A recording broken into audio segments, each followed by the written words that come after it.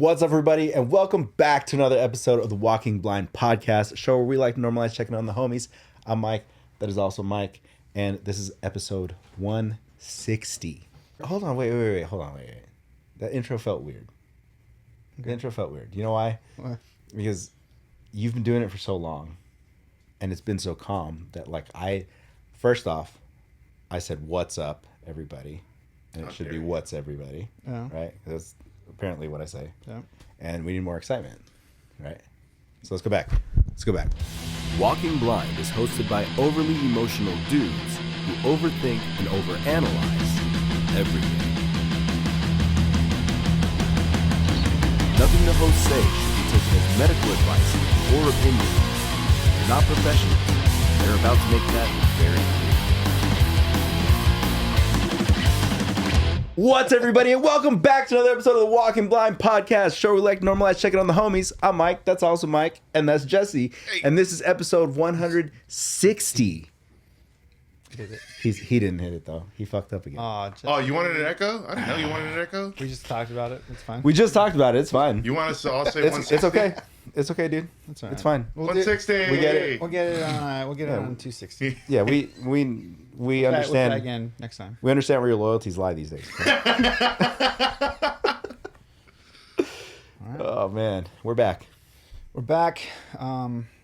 We have some. I feel like these will be interesting questions we can get through. Ty's the only who sent in actual questions. So we can knock these out real quick. To be fair, we also posted really late. Yeah. We wanted questions. So yeah, we'll get into it. So these are all from Ty. He says, "Is there anyone that Batman can't beat without prep time?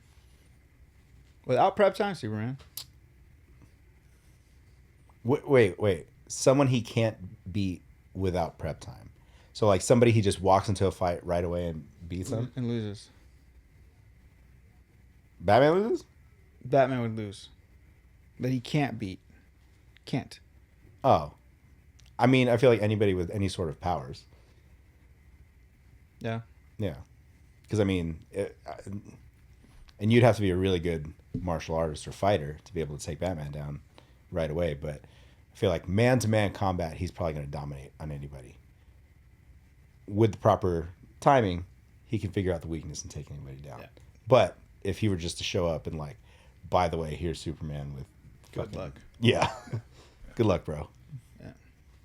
I was thinking Dr. Dream, or what it is. That's in the animated series. The guy that goes, like, controls you through your dreams and leaves you in a coma state. I don't know if I know that character. I think his name is Dr. Dream, but I'll look it up. It's him. Dr. Dream. Dr. Dream. This is a question for you and Jesse. Favorite dishes to cook? Oh, man. Let's see. Well, my favorite dish of Mike to cook is when he does his salmon. His baked salmon. The sushi bake. Casserole thing. The sushi bake. Yeah.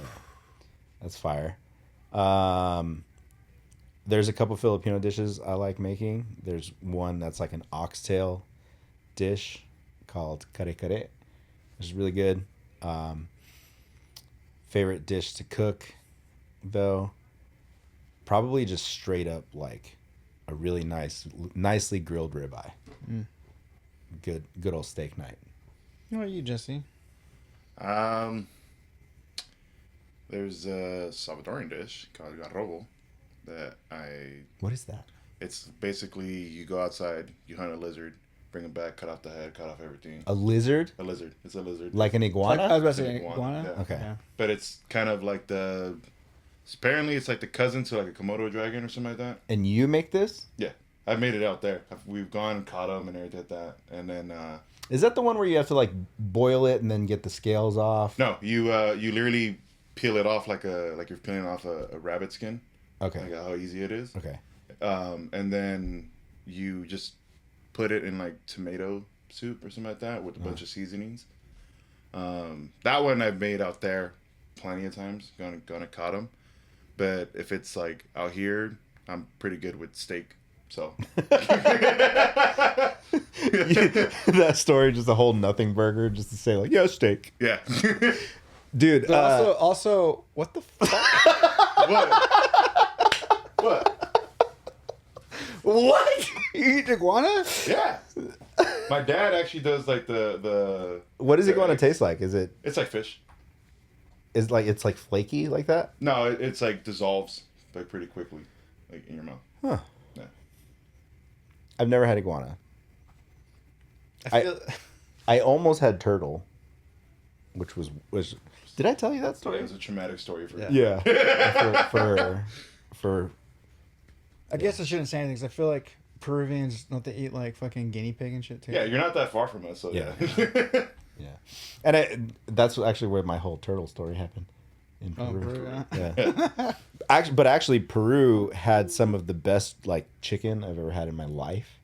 Because like free range, like whatever, and like they did it rotisserie style.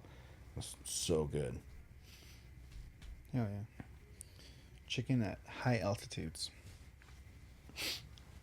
That was my joke when I had people ask me if I'm like, oh, like where are you from? Where's your family from? Like, oh, I'm half Mexican, half Peruvian.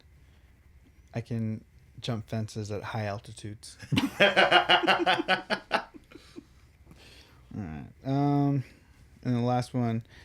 Would like to hear Perez's thoughts on the Wolverine game coming next fall. What game is coming next fall? Oh, have you not seen the? I don't think so.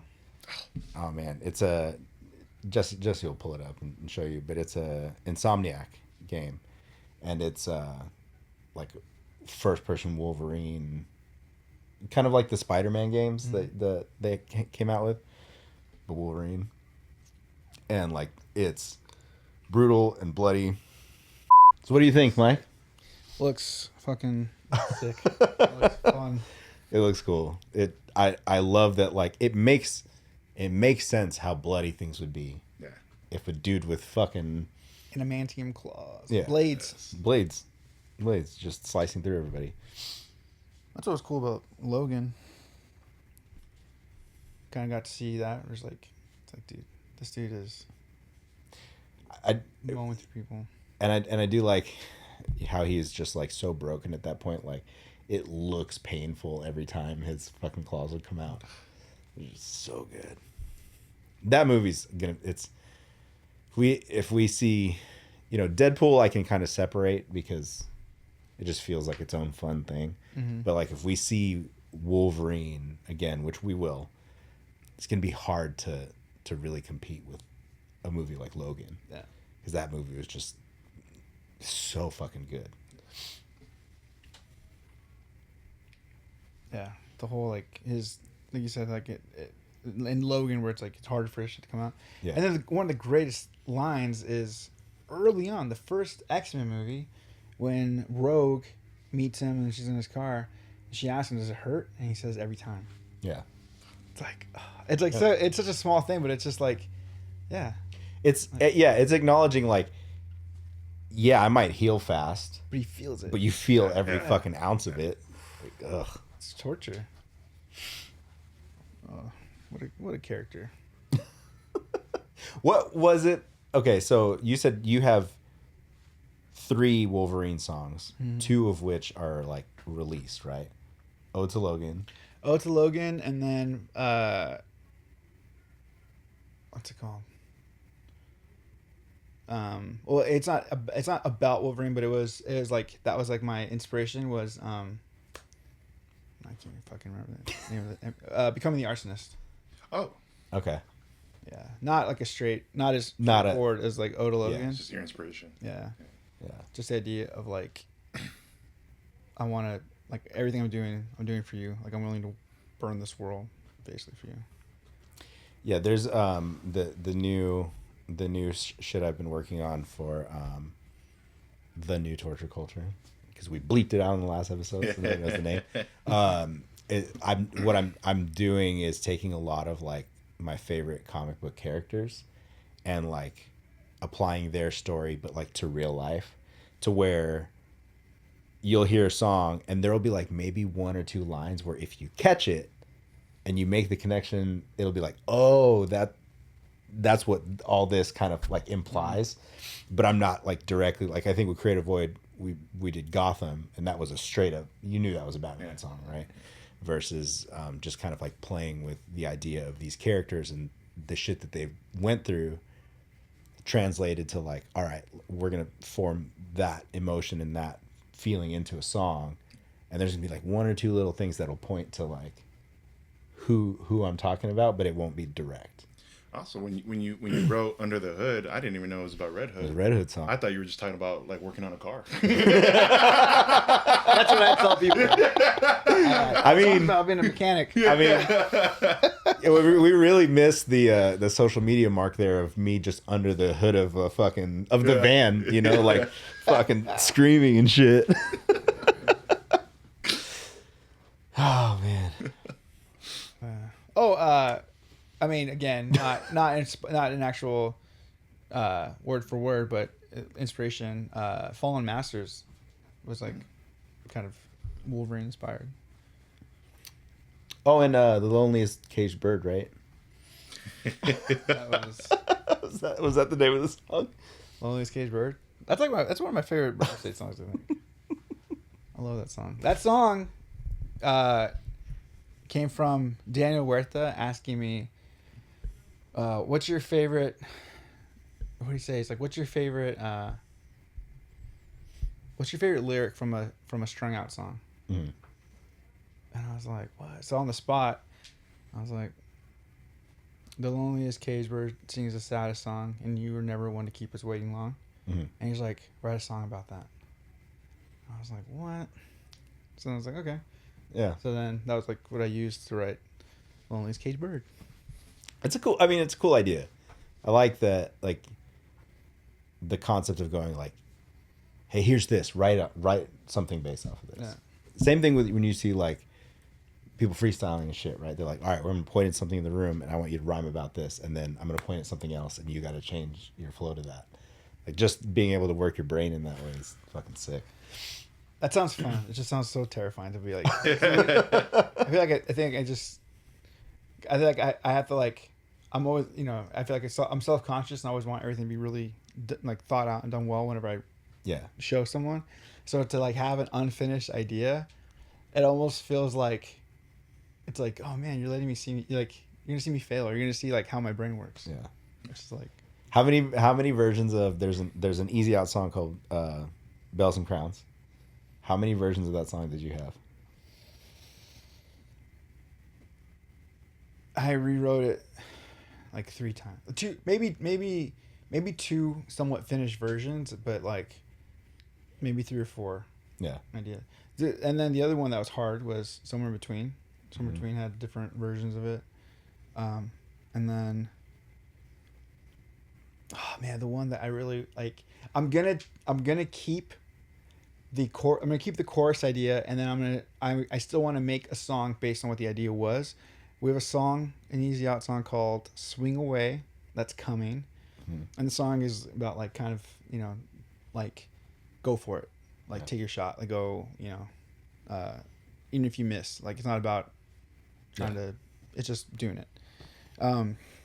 But that whole the concept I had for that song was, actually maybe I shouldn't share this. I can say it. Maybe edit it. What if someone steals my idea and does it better? I mean, Okay. they could do that even if you Okay. put the song out. So the chorus. Okay, I'll say it like this. Inside the mind of Mike Perez right now. Yeah. So the idea of the song is basically you're I think from the perspective was you're watching your best friend it's your best friend who is dying because he's the worst like gunsman. It's about a cowboy who's like he's always surviving he's always surviving gunfights. Yeah. But he's horrible, and it's kind of like his luck running out, basically. Yeah. And so you're describing the chorus is like you're describing the last thing he's gonna see, like the whole you went out in a blaze of glory, but you didn't really. Yeah. It's like the idea of the song. And I couldn't get that to fit to work well for that song. That was the song that we were gonna do the Cowboy Bar music video. Yeah. It's like the worst. Yeah, your friend's like the worst gunman, but he's somehow like he always surviving. Then now this time he's probably not. But I think the reason why I couldn't settle on it is I wanted it to end with like he does survive. Yeah. But the song doesn't give you that because it ends with the chorus again. Yeah. So we still do it. We still do it. We do a cowboy song. Skinny jeans and boots. Sorry, I just had an image of me like grabbing your like in the music video, grabbing that guy and just throwing him across the bar. Yeah. I think we were planning to do that. Dude, we had Dave's bar. Yeah, because Dave was still working at Saddlesore at the time. Right. We had asked if we could use the bar to shoot the video, and they had said yes. But we never finalized the song, and then it ended up changing.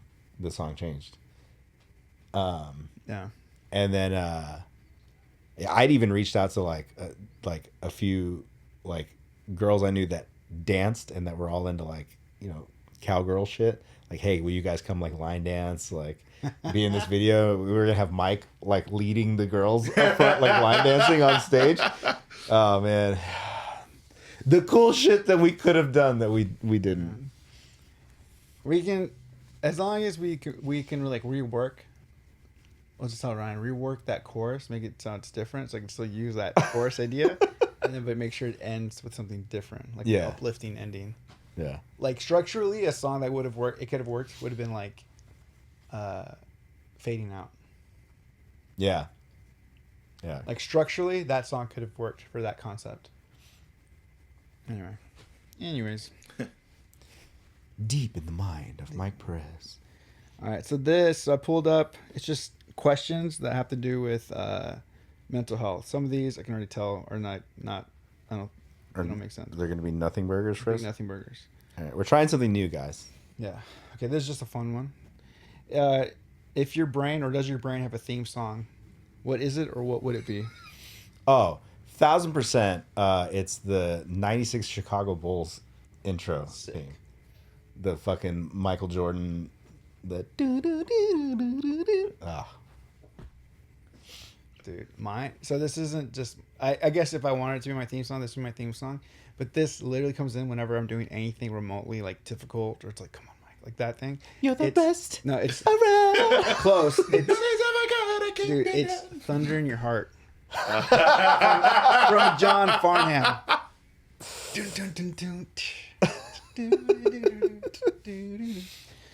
John Farnham has such a chokehold on our lives. Yeah. Dude. You know what though? So let me preface this. I say that thinking like I'm gonna walk into the room and I'm gonna have that fucking championship intro, when the reality is probably the Benny Hill music. Whenever I go and do things.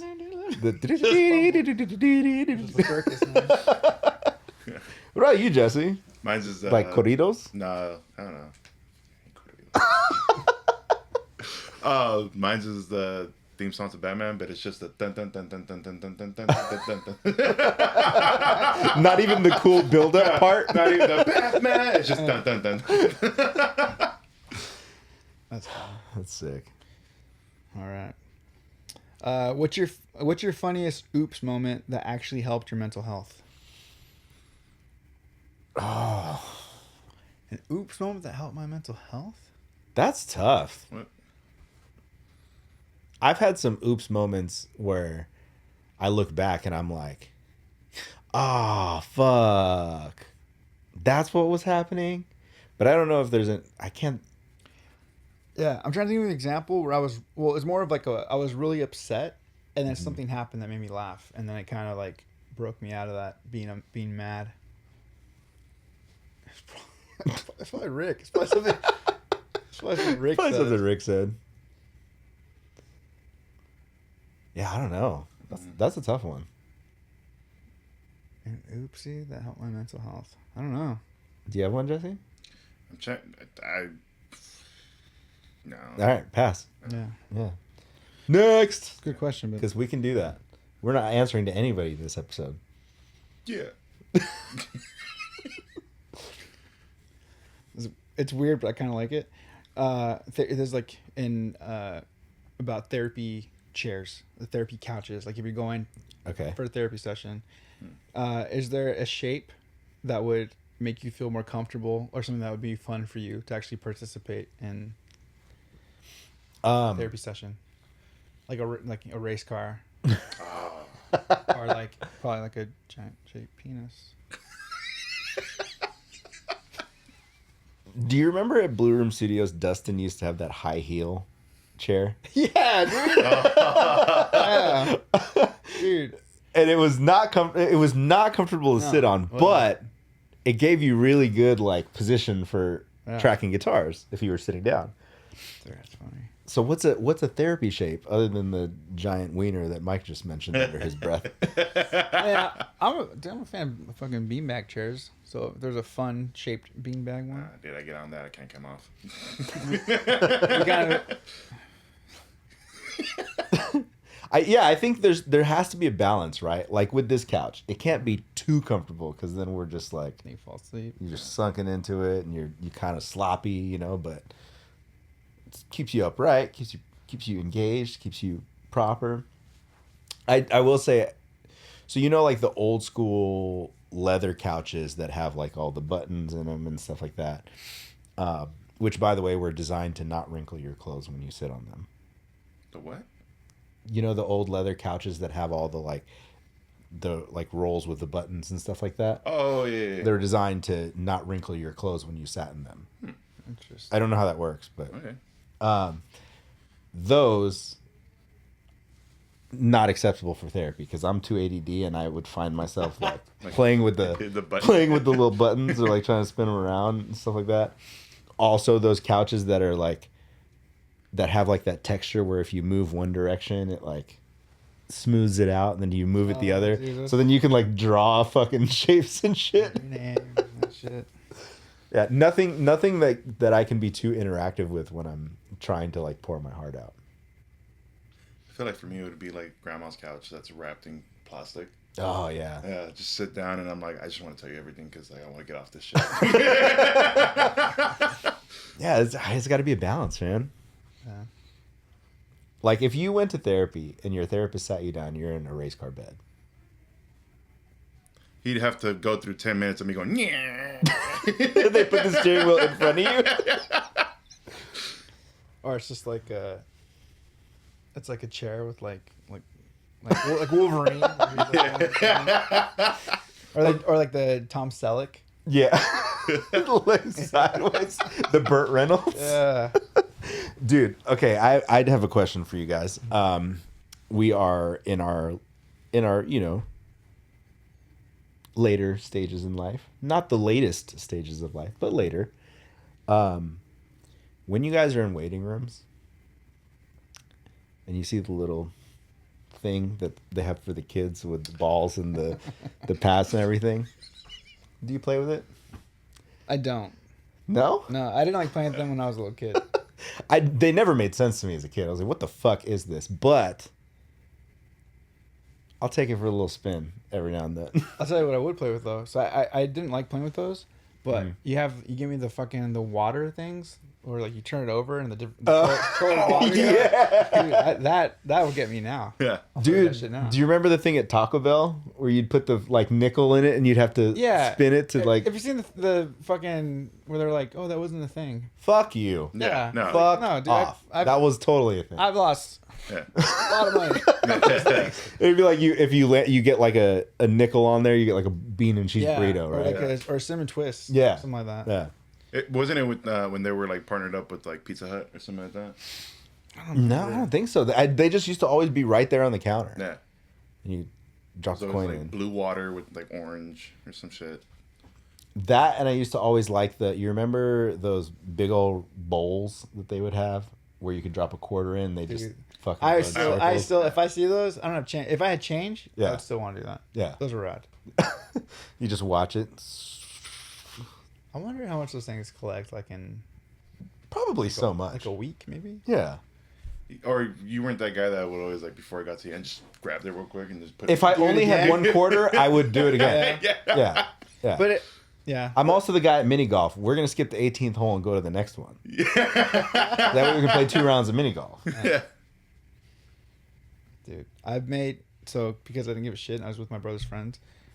The last hole, I one-handed just hit it so I could walk past, and I made it, dude. That 18 hole, it was awesome. It felt really cool. Dude, we should do a walking blind mini golf tournament, man. Dude, down. Just right down the street, dude. We'll go Oh, at the play mini golf. Hit the batting cages one time. seeing you get pummeled by fucking baseballs. Little walking blind vacation. We'll vlog it. Oh God. Chest cams only. We'll do the influencer thing where we just walk in the middle of everybody and Yeah. What's up, guys? Walk by and just take a kid's Dairy Queen. There's a Dairy Queen in there. oh yeah, Yeah. And there's go-karts. And there's go-karts. dude, you mean Martin? We would go for the Dairy Queen. Yeah, we used to hit that Dairy Queen just because. At Fiesta Village? Yeah. Yeah. And they have Nickelodeon pizza. So the next one is, I guess I'm gonna skip one. If your anxious thoughts had to be movie titles, what would they be? If my anxious thoughts had to be movie titles, what would they be? Mine right now, just based on what my anxiety's been, it hasn't been that bad, but just for me, it's like future stuff coming, and like just how, I mean, I guess it's already like I'm already like in that go time, and it's gonna probably not stop until after Christmas, but like something along the lines of like something to yet to come, or like it's only gonna get worse until it gets better. I don't know. I feel like mine would be, did he just say that?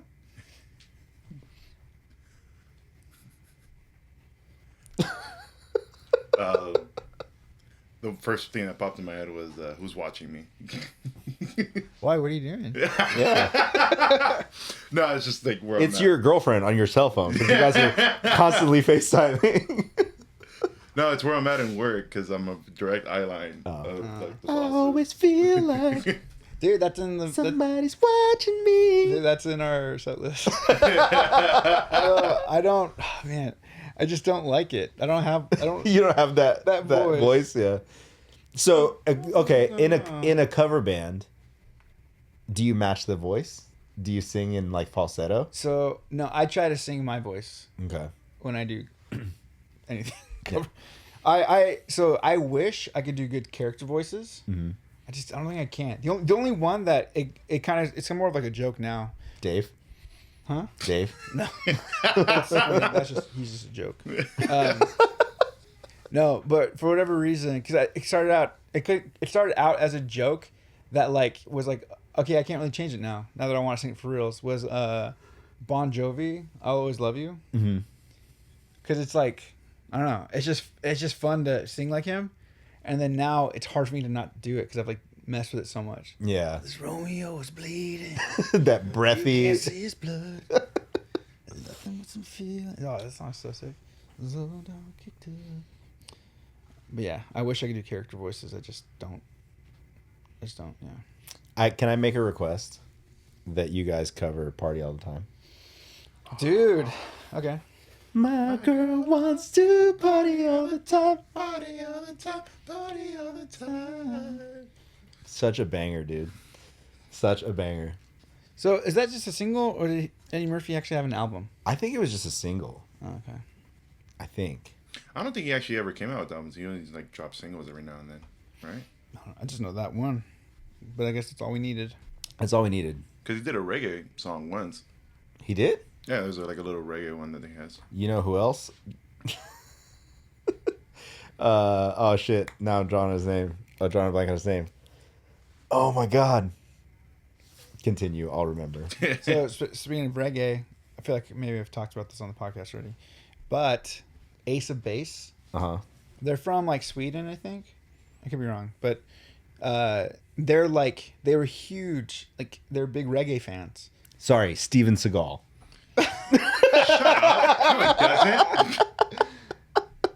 Oh my! He's a funk band? A reggae band. A reggae band? Dude.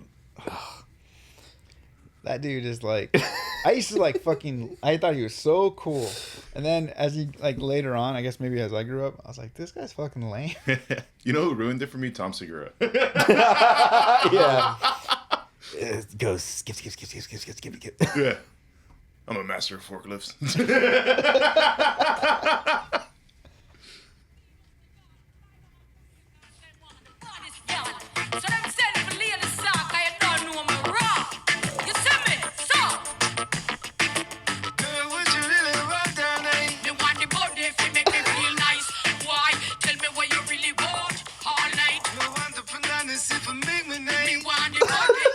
Oh no. I don't want to play more because I don't want us to get in trouble. But yeah, Steven Seagal. You know what? Walking Blind playlist. No. You have one already. Oh, I'm doing that one Yeah, too. okay. Steven Seagal. Strut. Gosh, dude, that guy. There's like a couple people that fall into that level of just like, I almost respect how the lack of awareness Yeah. they have. Steven Seagal, Corey Feldman, Yeah. Sometimes Nicolas Cage. Nicholas Cage. I feel like he's at least aware and he plays into it. He's become more aware of it. Yeah. You know, so I heard this and like now that because I watched an interview with him and I'm like, oh fuck, it really is. Charlie Sheen is is what Corey Feldman could be. Yeah.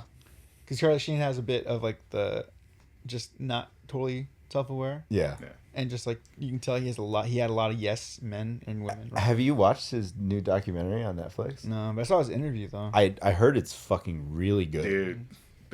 I can say this because he already made a clip about it, but he was like, the way that they got him off crack was that his they told his drug dealer to make less crack but charge him the same. Yeah. To make it less potent, right? Yeah, Like they were just crack. weakening the. He's like, I did it. That's so crazy. The funny thing for him, and this is what he was saying, was like he was in a time when it's like, you know, obviously when people fall, it's like, oh, it's so sad.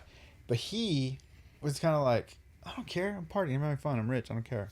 And everyone was just like, Yeah. yeah, go for it. But he also fell multiple times. Oh yeah. Yeah. But the thing that sent him off, like the thing that started the whole like Tiger Blood to like blew him up even after he got like what supposedly should have gotten canceled, but was because he did an interview. It's someone famous, and because they disrespected like one of like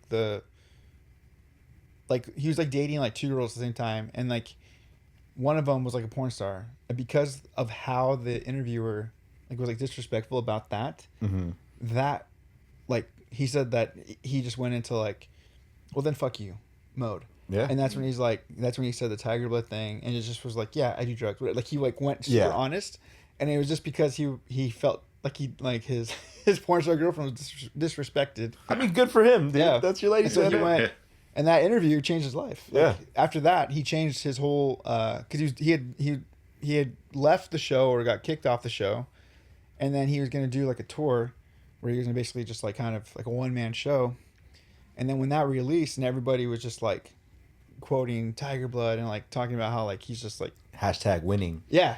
Yeah. And so he changed his whole thing where he's like, no, I'm gonna just be honest. He got rid of his script that he had, and he's like, I'm gonna just tell everybody what I'm doing. Yeah. It's like, fuck, man. It's crazy because like you know there are a ton of people that you see that are like media trained, right?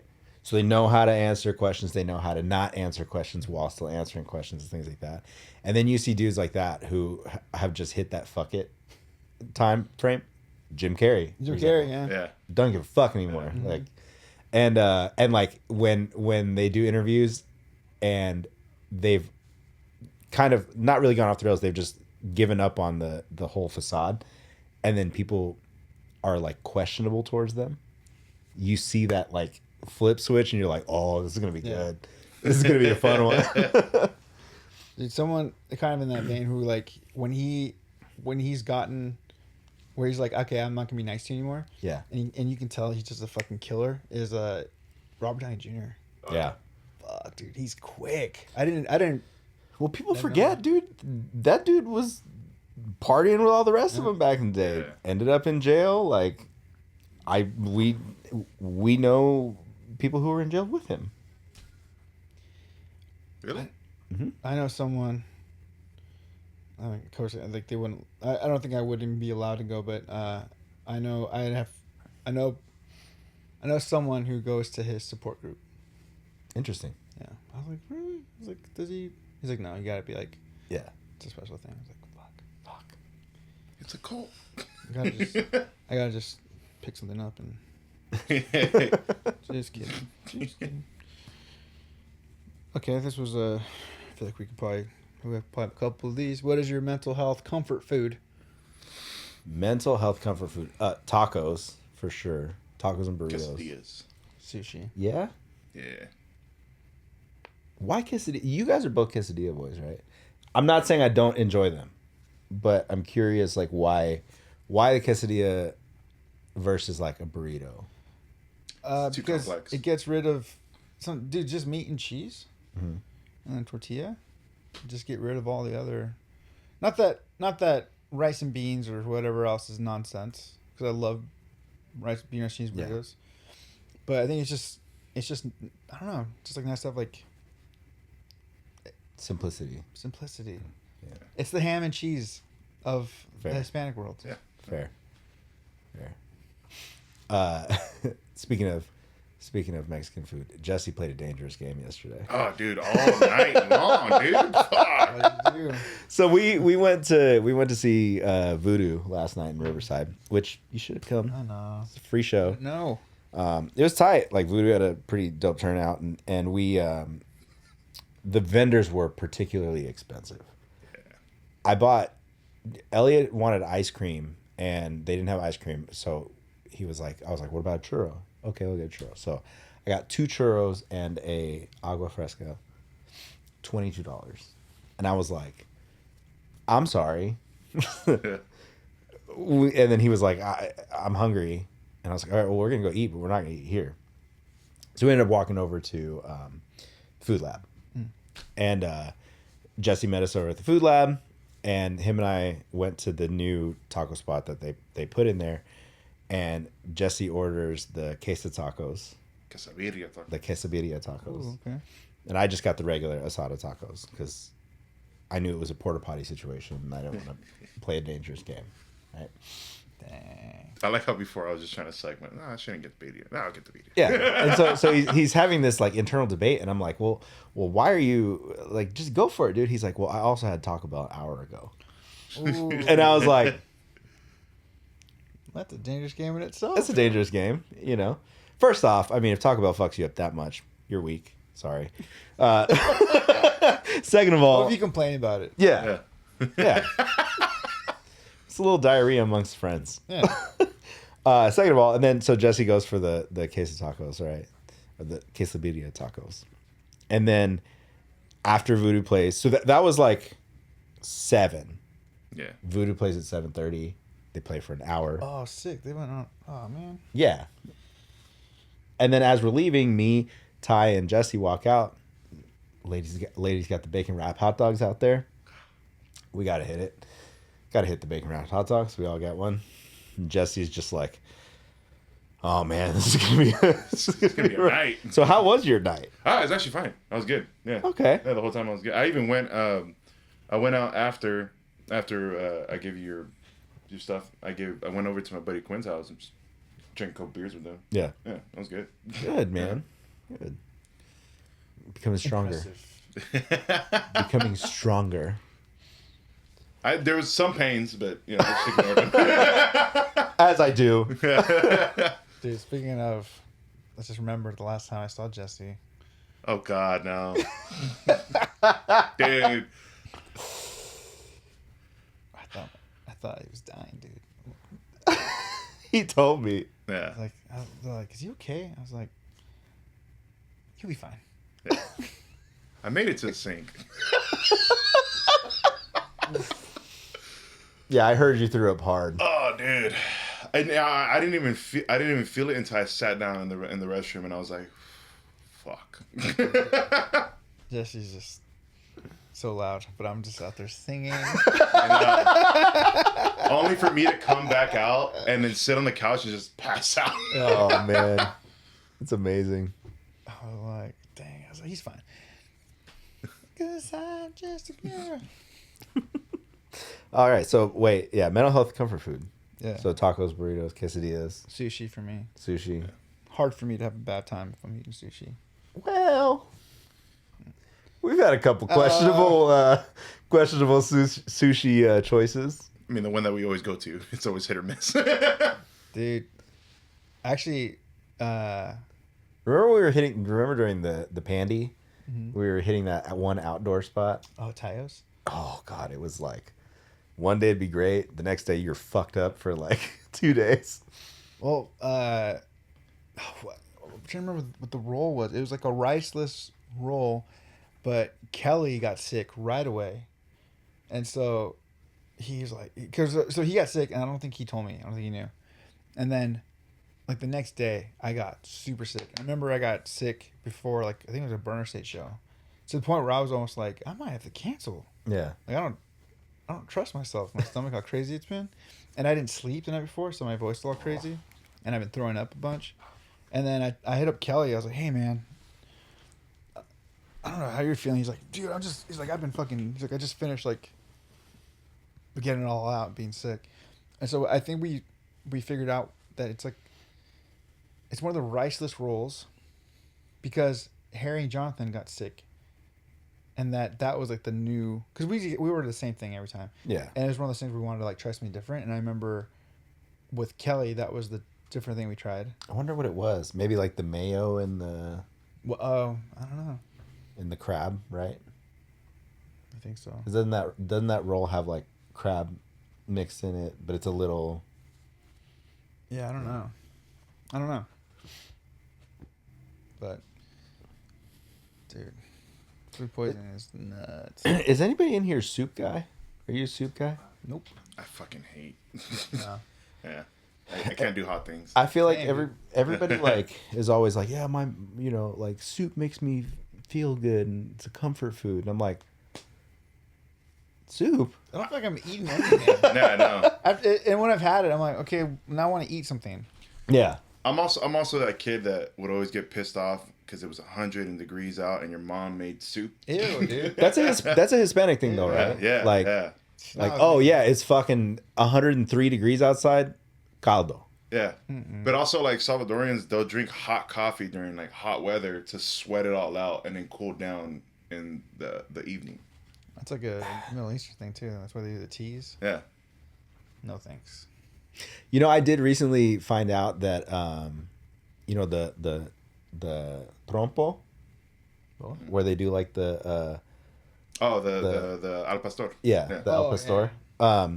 That was actually Middle Eastern influence on Mexican culture.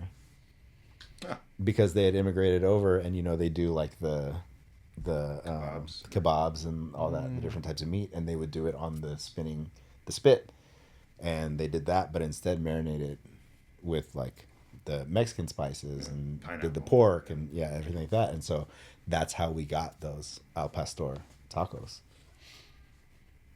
Fun facts. Yeah. Fun facts. Take back with Mike all the Alsaybar. awful things.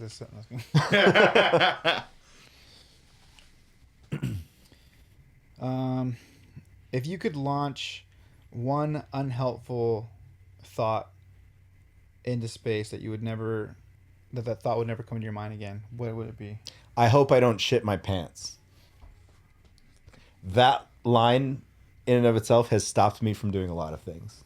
So you don't want to lose that thought because it saved you. No, I'm saying like it has prohibited me from doing things that I wanted to do. Oh, Can I thought it trust was like this a part? protecting you from yourself. No, it's just like I've had thoughts sometimes where I'm like, oh, I'm gonna ride out to this place and go get lunch, and then I'll go, nah, I don't want to do that because I might shit my pants. Shit those pants. Shit those pants, dude. If it happens, it happens. You know why? And I can tell you this, and I'm gonna be honest, and I'm gonna open myself up. There was one year for my birthday, myself, my father, and my friend Phil, who is getting married next weekend. That's why I'm flying out to Georgia. Okay. We went to Fogo de Chao in Atlanta. Awesome Brazilian barbecue, real fancy, you know. And so we went, and I overloaded on meat, and as you should, Yeah. you know, Especially how much it costs. yeah, as you should. And so we're driving back home, and I got hit with one of those moments of like, oh my God, there's no way I can continue Yeah, I'm not gonna make it. another 30 feet in this car unless I find a bathroom somewhere. And I found like a CVS randomly, pulled over. They didn't want to let me use their bathroom, but I was like, I'm gonna shit on your floor if I don't. Like, I'm so sorry, but I'm literally just, I'm gonna die right here. And finally they let me in the bathroom, and it was like one of the worst diarrhea sessions I've ever had in my life, right? And then the second time this happened to me, Martin and I rode out to Orange County somewhere and had lunch. And as we're riding back, it hits me, and I'm like, "Oh my God, I gotta stop." Is it because the bike shook it out? Maybe. I don't know what it was, but like I had to, and I found a Stater Brothers, and they gave me the code, and I was so like I couldn't type it in, right? Like I was like, you fuck, shit, typing in the wrong code, and then what made it worse? Then I finally get in, and like somebody else had destroyed the bathroom, and you're like, well, I have no choice. Yeah. I have to make the best. So now I just have this constant fear of, damn, I want to try this new place, but I might shit my pants. Damn, that food looks tight, but I might shit my pants. And I just need that thought to go away. Because if it happens, it happens. You know, I'm a grown man.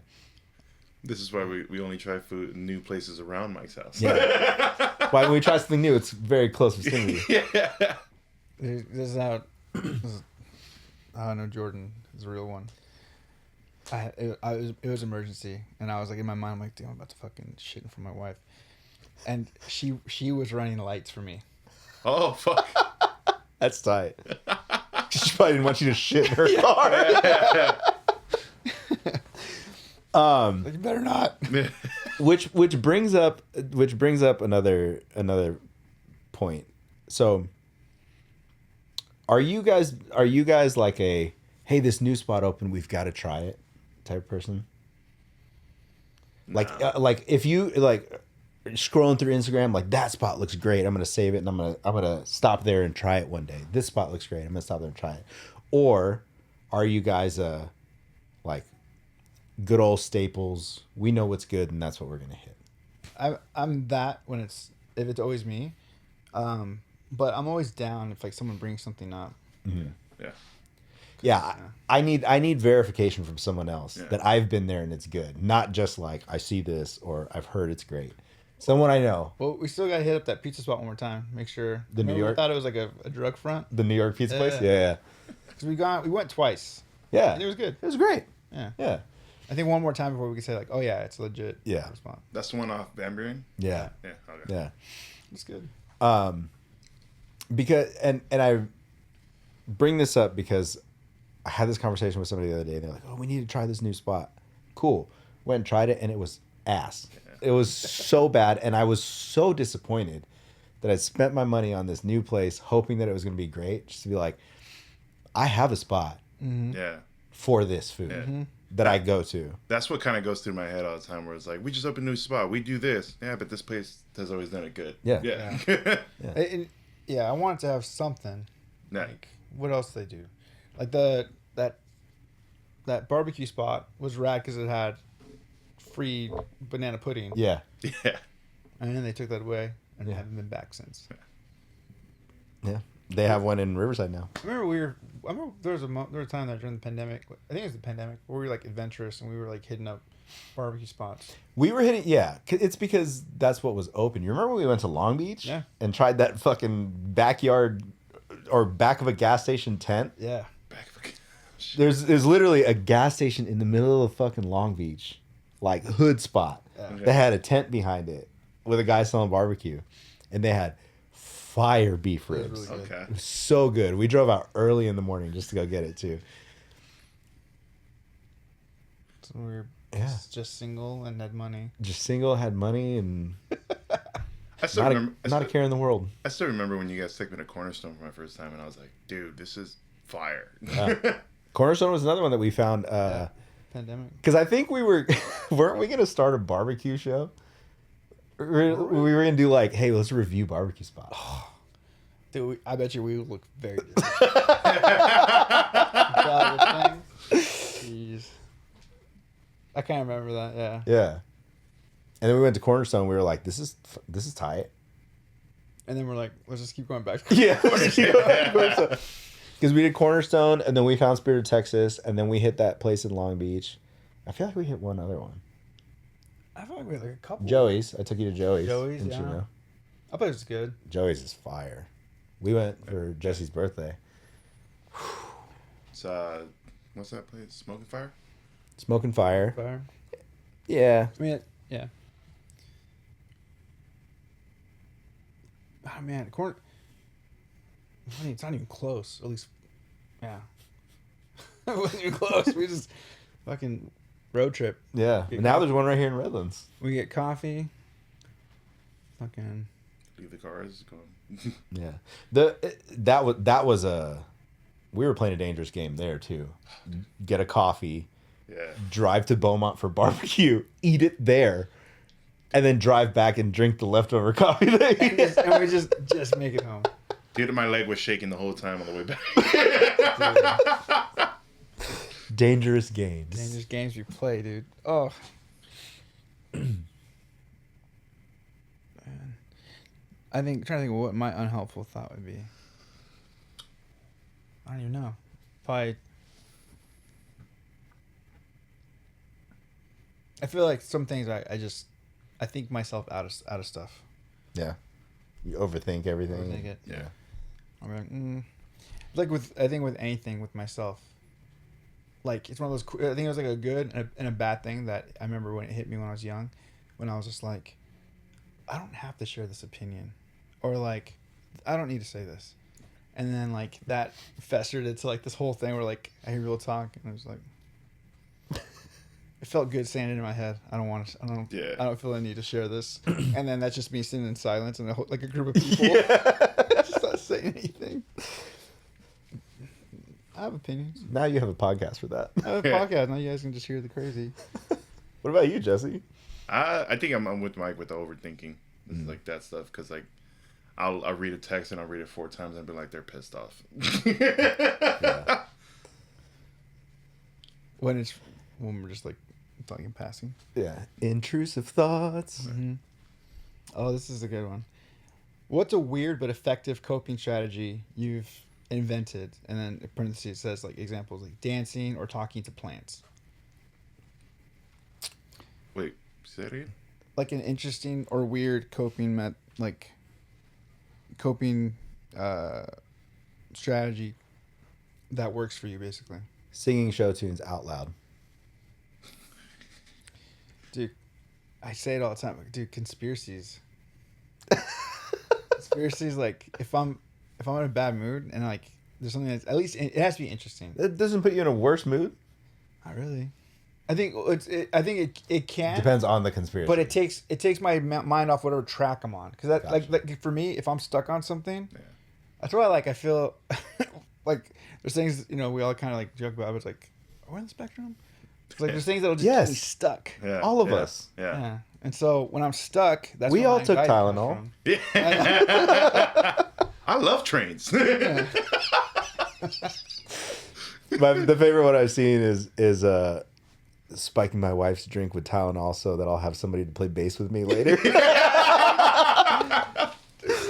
Kelly, someone sent me that. It's like I'm gonna give my kids so that we can play bass with us. Dude, it's funny. But yeah, conspiracies get my mind off of like. I mean, it probably puts it on a darker track. Yeah. But it takes it off whatever I was previously. I can tell when you're down a rabbit hole because like there's like and I can tell when you're real deep in it because it'll be like message to the group chat, message to the group chat, message to the group chat, message just to me, just to me, and I'm like, oh, Mike's in it right now. Dude, there's some, yeah. And I think for me, it's just saying fuck it, like out loud. Like if I'm like thinking something and then like I know that I can't control this or can't do this, and then like my mind's going everywhere, and I'm like, fuck it, and that's it. Nice. Yeah. I mean, yeah, singing for me will always help. Singing in the car. For me, when I say singing show tunes, it's always like something ridiculous because it just pulls you in a different direction. Like I'll be fucking angry and all of a sudden I'm singing Mulan. You know? Mad at you? Yeah. Or the let's get down to business. I was thinking, Who is that girl? I'm just painting my face in the fucking bathroom mirror. what are you doing? I am Fa Mulan. You guys ever see my cricket collection? I was having this conversation with some of our friends that are music. They like musicals. They're Yeah. female. and I was in there. I was with them talking musicals, and then like it was one of those things where, as it was happening, I was like, I'm so happy none of my friends are over here. None of my boys are. Yeah. Because it was like I think I maybe said it around you guys where it's like dude, all the best like songs and like Disney movies are all female songs. Yeah. And then in the 90s, like a lot of the really good, like there's like a lot of awesome Mariah Carey songs, Whitney Houston songs, you know. All the bangers were always Female songs. And so when I was saying this, I said it, and then I kind of said it as like, yeah, like we're talking about like just like musicals in general. And I was like, yeah, they're asking me what songs do I like to sing, like male ones. I'm like, well, I like these songs, but it's mostly, I was like, all the best songs are the female songs. And then but they were like oh, that's so true, like what, like, and so I'm like going into like, well, there's and as I was talking about it, I was like oh my gosh, this is a conversation I can only say right here. So, You just turn to the left and me and Jesse are just dude, no, you I had that too with once I started getting into anime, and Nora was like, "Did you tell Mike that you're gonna go see the anime movie?" I was like, "Fuck no." dude. You like anime, Jesse? Starting to. yeah, Jesse's falling into an anime. Yeah, they got me watching a couple of them where I'm like, "This is actually fucking sick." I mean, look, I've heard a lot of cool shit about different shows. Yeah. But I just, like I said in the past, at this point, I'm so far past it. I don't have time to catch up on 38 seasons of like an anime. Kind of how I think. And everybody keeps telling me to watch K-pop Demon Hunters, and I refuse because I don't need those soundtracks in my life, even though Mike already listens to them. Just the one, just the one, the one everyone's heard. Yeah. How's it go?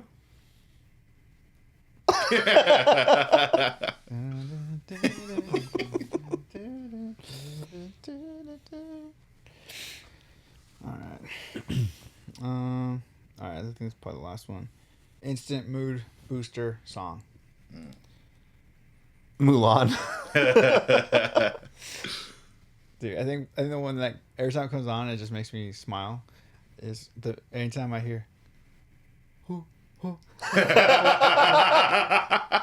Yeah, lately for me, it's the song that I'm adding to.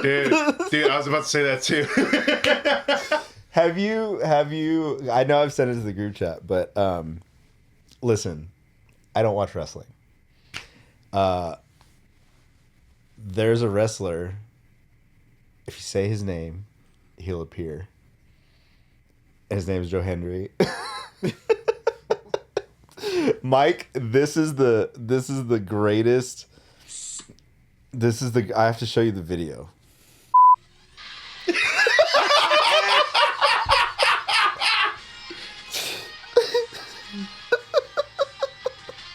Okay, we don't have to play the whole thing. But so the whole thing is like, if you say his name, he just shows up, right? So there's all these clips.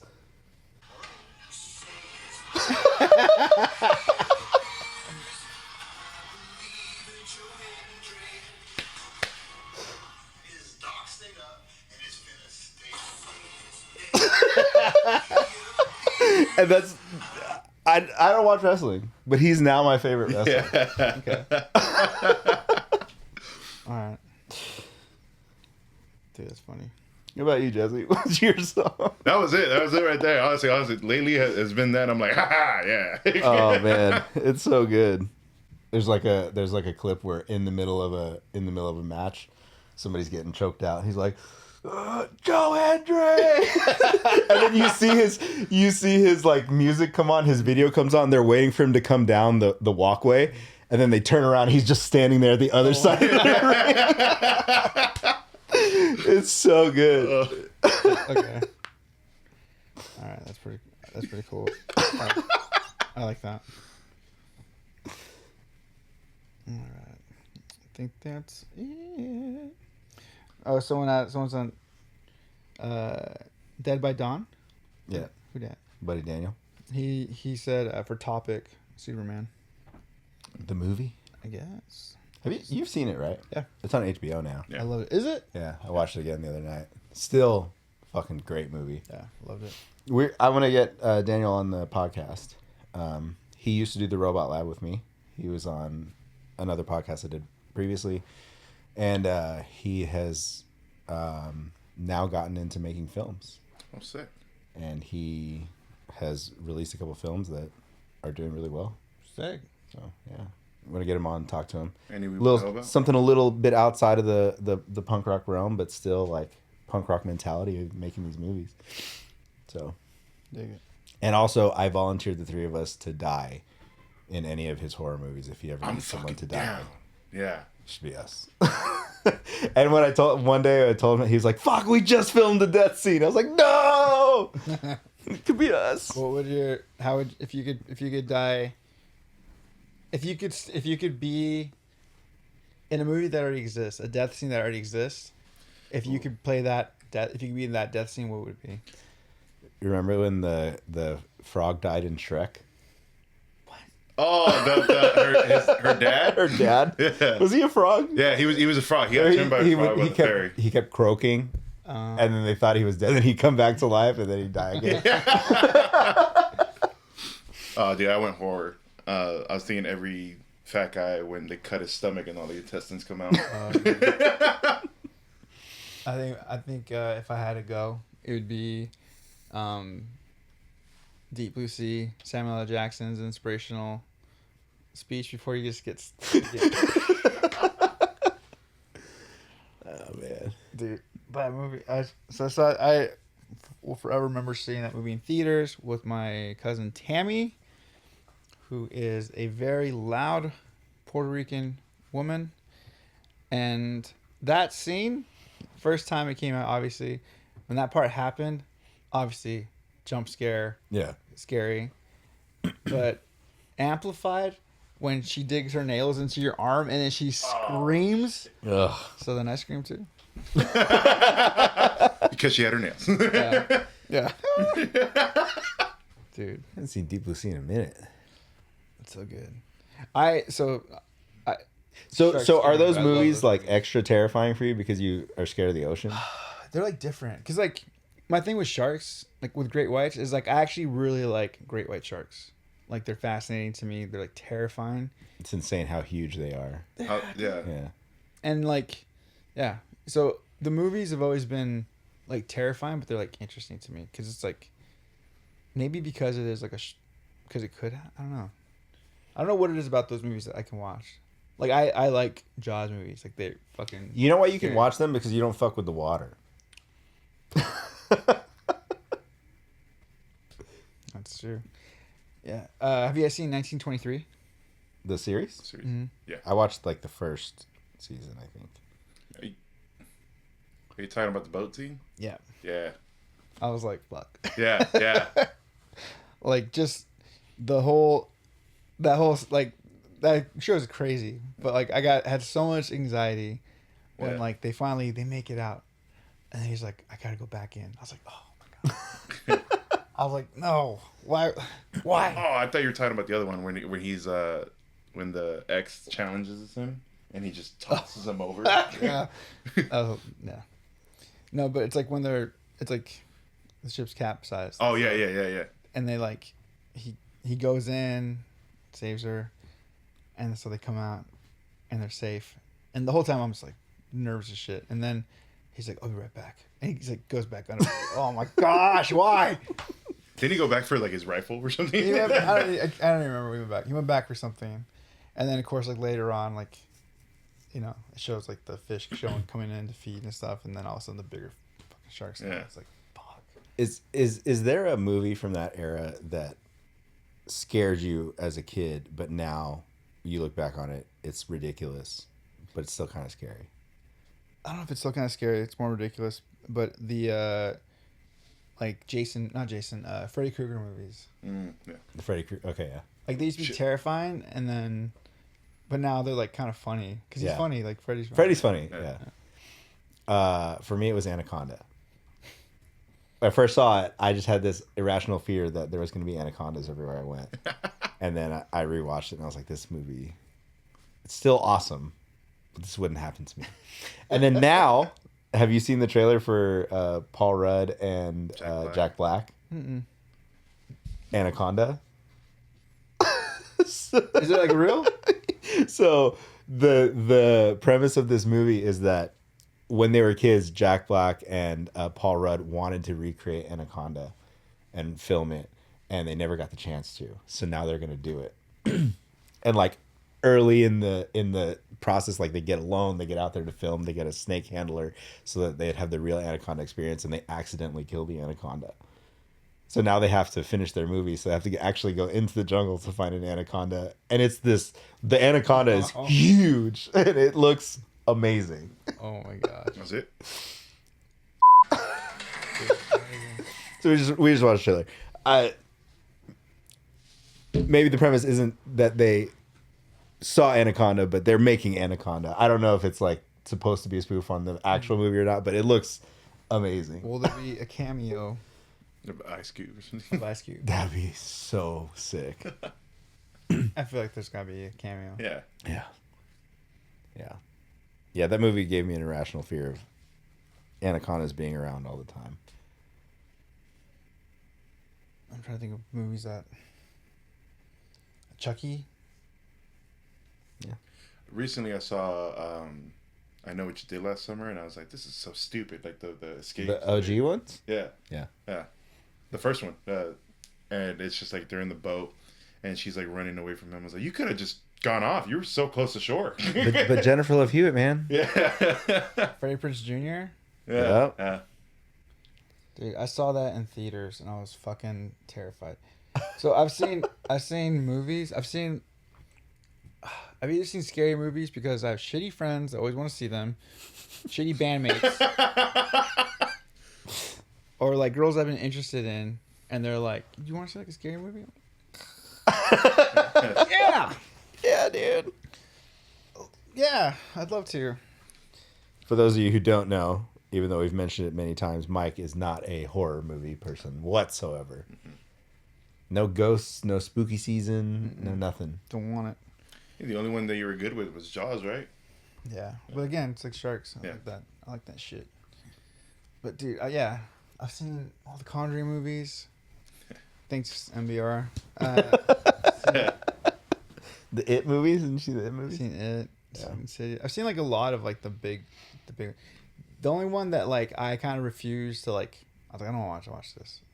So, but I think I've seen it in like parts. Is The Exorcist. That movie didn't, but you know what?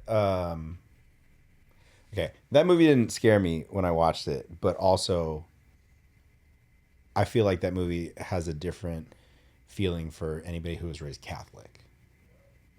But we weren't, so it's not as scary as it would be to somebody who was like raised in that religion, you know? I mean, I get why it was like groundbreaking, like with the pea soup and like all that shit that they did. And, like the concept is scary, but it didn't scare me. Yeah.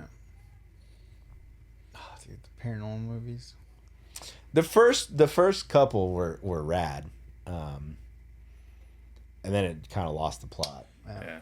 Yeah. After like people were like, you can see the wire. I was like, oh. Could you? Yeah, I mean, people said it. I never actually went. Wasn't that Blair Witch? Was it Blair Witch? Yeah. I never saw Blair Witch. This one I never saw. That was like the start of the whole like found footage horror Yeah. stuff. I saw. Was there 3? I don't know. It's probably more. I think I saw 3 of the Paranormal Activity movies. Yeah, there's like 6 or 7 at this point. Damn. But yeah. Fuck those movies. Well, mental health check. I'll check with that. Mental health checks. We're like checking weekly, see where we're at mentally. That way, things are going well. What's going on in our life that is keeping us in a good place, and if things aren't going so well, what is keeping us in a funk? Jesse, where you at, Jesse? I'm good. Everything. I started to set aside, money for the move and all that stuff, and I feel like I'm in a good place where I'm like, all right, this is happening. This is like, we're going through with everything, and it's gonna go great, And then at work, it's kind of touch and go, but I try my best to not give in to everybody else's like, this is bullshit type things, because it's not really. Yeah. It's not really, It's the job. Yeah, it's just the job. It's a corporation. What do you expect? Yeah. So, I also have been more in like just getting my rest instead of like trying to stay late or trying to like and not feeling as shitty as I used to do in the morning. So, yeah, I feel great. Everything's good. Yeah. What's your timeline? So I used to like be like going to sleep like around 12 or going into bed at like around 12 and then falling asleep at 1. Now it's like 10 pushing at 11. Yeah. I think he meant your talent. Sorry. Oh, Yeah. sorry. Oh. Well, in I was like, 1993, how do I pretend to care about this? Yeah. So I'm shooting for March, but if everything goes, which I'm not really thinking it will, but so far it is. If everything goes to plan, maybe before like January. why March? Because the holidays are over after that. Yeah. So, and then after that, it's like, okay, I can get there. There won't be like that many snowy days or anything like that, and then just get used to like go and like start applying for stuff. Yeah.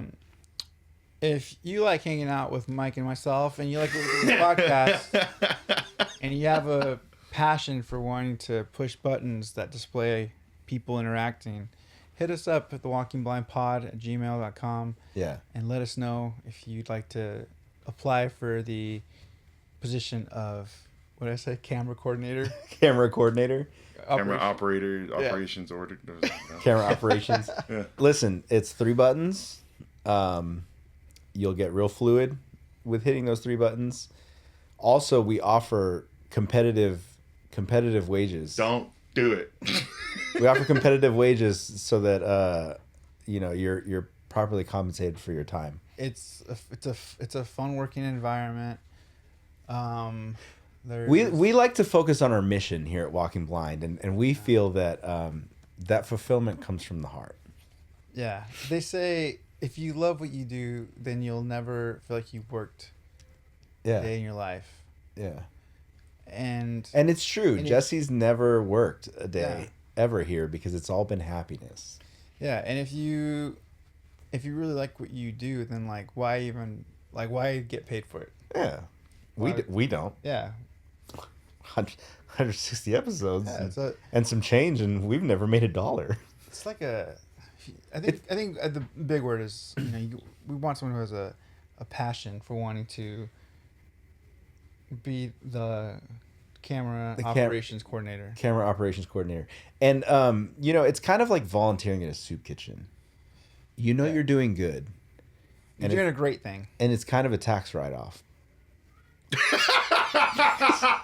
Because you're graciously donating your time to Being roasted. I don't want to go on and say this but it's got to be somewhere when people talk about good deeds. It's like a jewel in the crown. Yeah.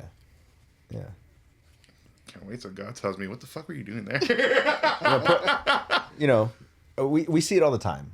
Attorneys take on pro bono work for clients. Yeah. You know, people donate their time to just and right causes, Yeah.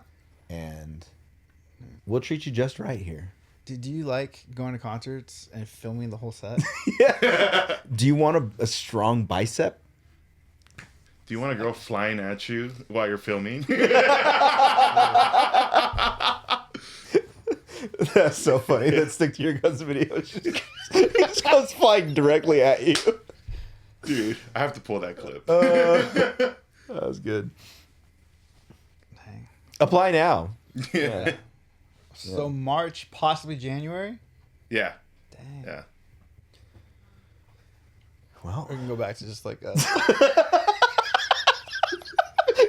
single camera shot.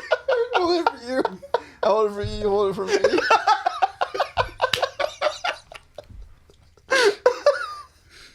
So not much has changed since Jesse's left. Nobody watches this on YouTube anyway, right? We can just go audio only moving forward. I know. Can you imagine? And I like it because it's funny because Mike, for the longest, has been saying like, "Oh yeah, we're gonna shoot a new intro video where it's just like the three of us, listen to this," and then I'm about to leave, and I'm like, "Fuck, I never got the video." Well, yeah, you know, like you were like, I'm gonna move. I'm like, well, why do the new family style intro if you're not even gonna be in the family anymore? You know what I mean? Dude, I don't know if you noticed, Jesse. There was 3 raccoons in the post that I did today, and one of those raccoons is bigger than the other raccoons. We were gonna have Noe Photoshop you with his great Photoshop skills that he put to use after we Should use that. heartfelt talked about how photos made us feel. That's a good homie. Someone who's willing to Photoshop you. Yeah, made me look buff, man. Dude, you looked anorexic as fuck. Huh? You looked anorexic. That guy's Hispanic. Yeah. You like a lot of people speak Spanish to me. That guy in that photo. That's Miguel. Yeah, that's Miguel. And Mike just looked like something out of God of War. Yeah, for real. It took me a second. I was like, "Is that me?" And I saw the raccoon ears. I was like, "Oh, it's me." I think. No way sent it to me. His description was hilarious. Hold on. Where are you at, Mike? While I pull this up. Oh, here you go. The prompt was to make him shredded, muscle, and dressed in raccoon attire. Oh, that's just the prompt. Where am I at? I'm in a good place. I think I still need to kind of get. I need to like map out what my schedule is going to be for the next coming weeks. There's a lot coming up. And so, but like I was saying, like I kind of stepped into like the crazy part of like the year for me. Mm-hmm. Just birthdays. I just feel like everything's happening in the next couple months aside from holidays. And then my work will start picking up and get crazy. Yeah. Which will be cool and good, I think, financially, but I think it's going to be nuts. Birthday shows, holidays. Birthday shows. Yeah, I mean, technically, this is going to come out your birthday weekend, so happy birthday. Yay. Yeah, birthday. How old are you going to be? 38. Mm-hmm. Plus how many? Plus, what is that, 5? No. No, 4. plus 4, yeah. I'm going to be 42. Yeah. I used to have dark hair, guys. I used to when I used to see bands, I used to be able to just circle pit the whole night. Opener to closer. Yeah. In a hoodie, a lot of times. Yeah. And Dickies. Dickies, yes. Not breathable Dickies. fabric. Nope. Vans or Converse, depending. Oh. 27 was the first time I felt my body slow down. That was the first time I was like, "Oh, that's weird. That didn't." No, I should be feeling better by now.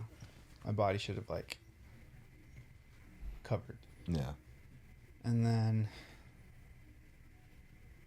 30. I was 30 years old when I got shingles from stress. That was crazy. 31. I was 31 years old because I was in school. Went back to school. And then I feel like my hair just went from just beautiful black to gray. I feel like it happened pretty quickly. 30... I don't even know. 35 maybe? It did happen pretty quickly. Yeah. But embrace it, dude. Silver Stallion, brother. Yeah, man. Stallion? I like that. Raccoons are gray. True. Dude, I don't know if you guys saw what my early birthday present was from Jordan. The shower curtain. Shower curtains? Dude, I was like, what? If you haven't seen it, Jesse, I'll take a picture. I'll take a picture of it. But it is... Did I not take a picture of it? Oh, yeah, here it is. Boom. This episode's going to have a lot of jump cuts. Yeah. Oh, sick. Fucking, it's a raccoon with like machine guns riding a great white with great whites jumping off to the side. Pointing at the camera. It's fucking incredible. That's crazy. So yeah. But yeah, I feel like I'm good. The nice thing about the craziness is that I feel like I have shows sprinkled into it, which means I'm gonna be forced to sing, which is always good for me. I also got to practice. Jordan bought me like this karaoke machine.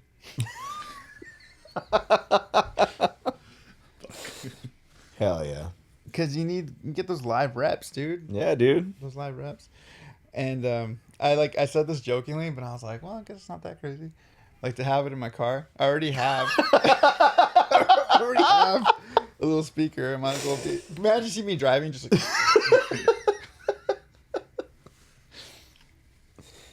Hell yeah. The only thing is we live in a 1-bedroom apartment, and we have neighbors. I'm like, I don't know if the neighbors want to hear this shit. You guys are at the end. Yeah. 'Cause I'm just a girl. I mostly want it so I could scream. Mostly for NBR stuff. Yeah. You should do it with your elevation mask. Yeah.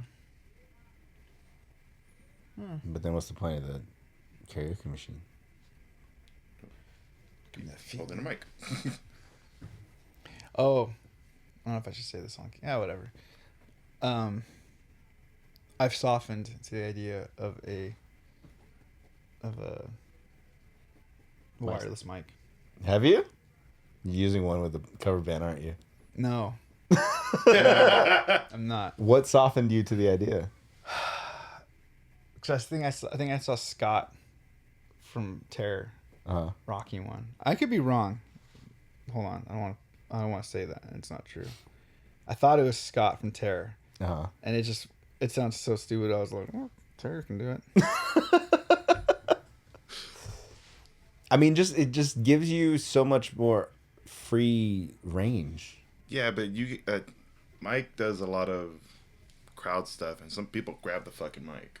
This is true. That's true. Dude, That's imagine gone someone into runs- That's true. Yeah. Yeah. Someone runs away with that. Oh, dude, I'd be fucking crushed. That's true. I'll give you that. No, he does. He uses the cable.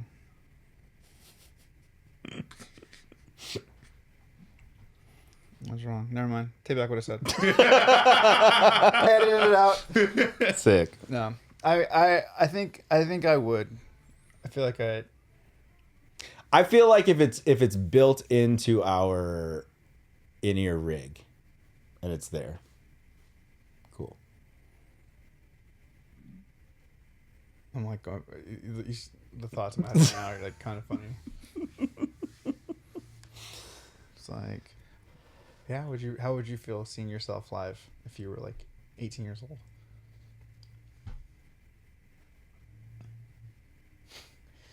18-year-old me would have a lot to say about it. I feel like 18-year-old me the mic would probably be the last thing. Yeah. That the 18-year-old me would be talking about. Ripping everything else. So that's the hair we go with now? That's the style we go with now? Yeah.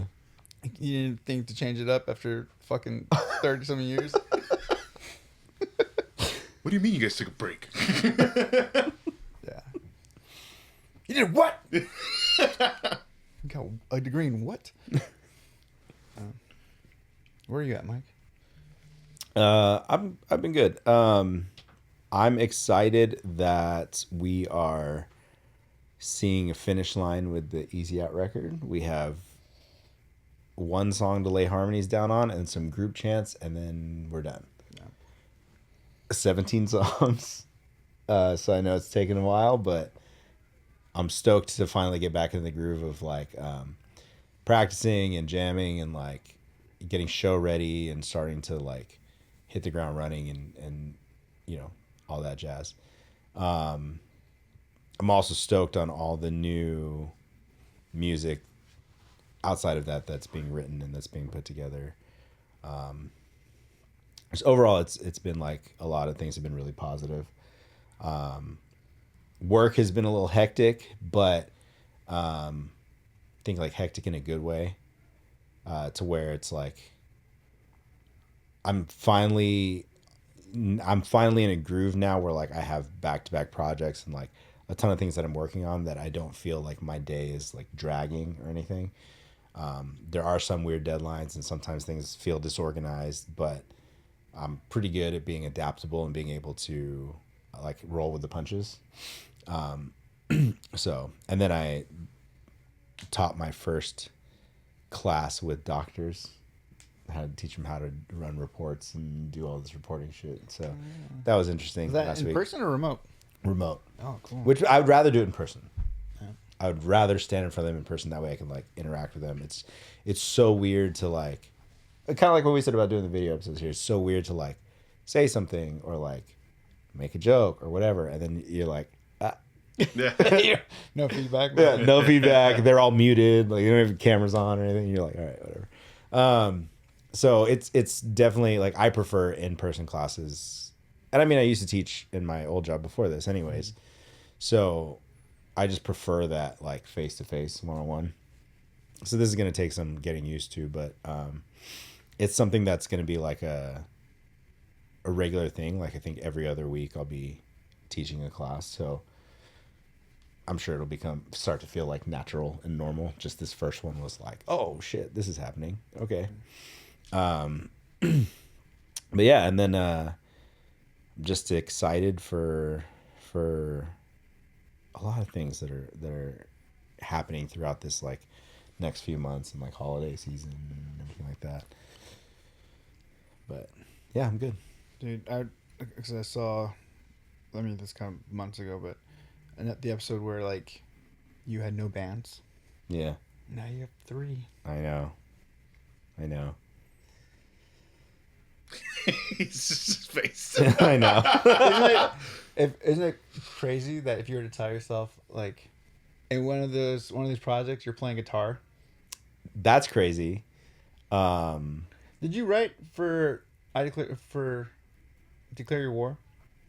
Guitar wise, were you writing on that? So I never really wrote. Like there were bits and pieces where I would just come in and say like this would be cool, or like grab the guitar and be like, what if we do something like this, and then hand it back. You know, I think with Creative Void, same thing. Like there were parts here and there, like breakdowns or anything like that. Like, oh, what if we did this? Or like it'd be cool to do this. Or Chris, can you play this? And like, you know, they'd polish that turd and make it better. But yeah, I think, you know, like guitar was just something that I have known how to play since I was 6 or 7, but never took it seriously.